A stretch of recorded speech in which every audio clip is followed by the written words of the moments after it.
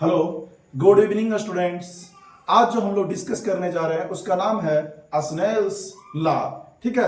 अब बाबू ये Snell's law कहते क्या है वो पहले देखते हैं। स्नेल्स लॉ, ठीक है। अब बाबू स्नेल्स लॉ बताने से पहले बाबू हम आपसे एक बात करेंगे, ठीक है ना, कि जितना से जितना हो सके दोस्तों को ना आप लोग जरूर शेयर कीजिएगा, है ना, ताकि बुआ उसको ये टॉपिक छूटे नहीं, ठीक है ना। अब आप स्नेल्स लॉ कहते किसको है, यहां पे देखिए कि मान लेते हैं, है ना, दो मीडियम लेते हैं। इसको हम बोल रहे हैं बुआ रेयर मीडियम, इसको बोल रहे हैं डेंसर मीडियम। इसको बोल रहे, एक को बोल रहे हैं रेयर मीडियम और एक को बोल रहे हैं डेंसर मीडियम। तो बाबू अगर मान लेते हैं, अगर ray of light Babu denser medium से रेयर मीडियम में जा रहा है, यह है डेंसर मीडियम, इससे बुआ रेयर मीडियम में जा रहा है। यहां से बुआ क्या जा रहा है, डेंसर मीडियम से कहां जा रहा है, रेयर मीडियम में। तो आप कहोगे कि सर यहां पे आप स्ट्रेट लाइन दे दिए, क्यों? तो हम यहां पे एज्यूम कर लिया बुआ कि एंगल आई बराबर एंगल आर बराबर क्या है, 0। मतलब जो रिफ्रैक्टेड रे, इंसिडेंट रे, है ना बुआ, सब लोग जो है बुआ कहां लाई कर रहा है बुआ, जहां पे नॉर्मल दिए वहीं पे। मतलब एंगल आई बराबर एंगल आर बराबर क्या लिख रहे हैं, 0।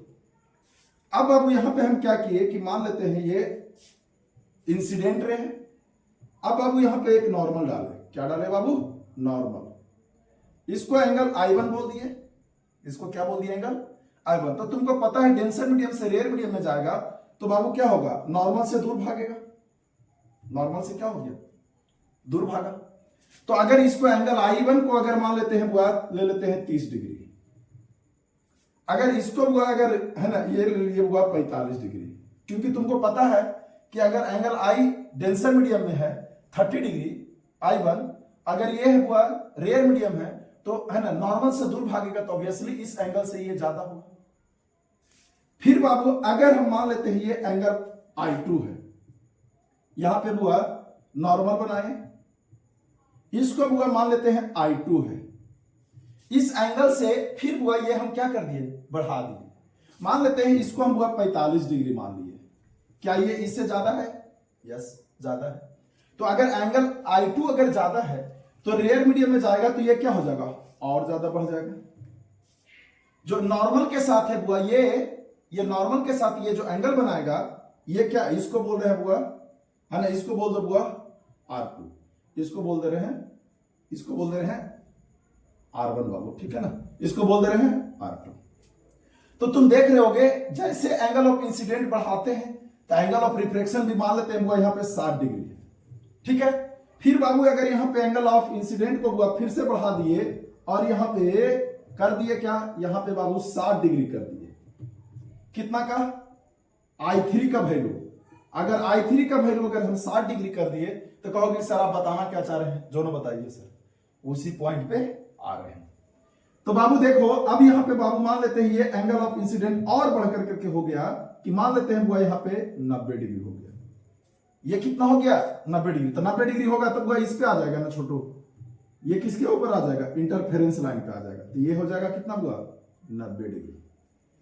तो अगर ये 90 डिग्री हो गया तो कहोगे कि सर आप कहना क्या चाह रहे हैं।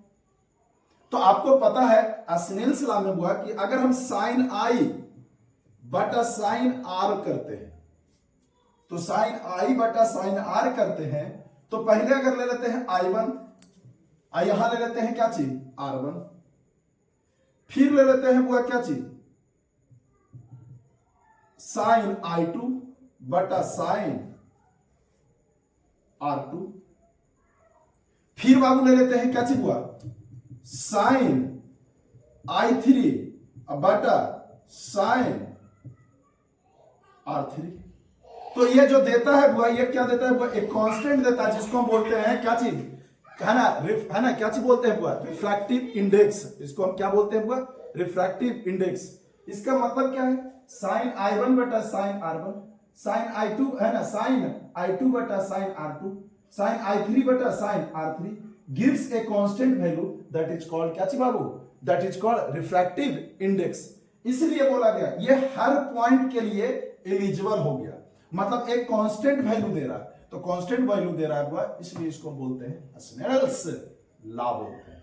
क्या बोलते हैं बुआ, तो इसको जनरल टर्म में लिख देते हैं, जनरल टर्म में लिख देते हैं साइन, है ना, आई बटा साइन आर बराबर म्यू। साइन आई बटा साइन आर बराबर म्यू, जिसको बोलते हैं and the ratio of sine angle of incident to the sine angle of refraction gives a, है ना, constant value, gives a constant value, है ना, that is called refractive index.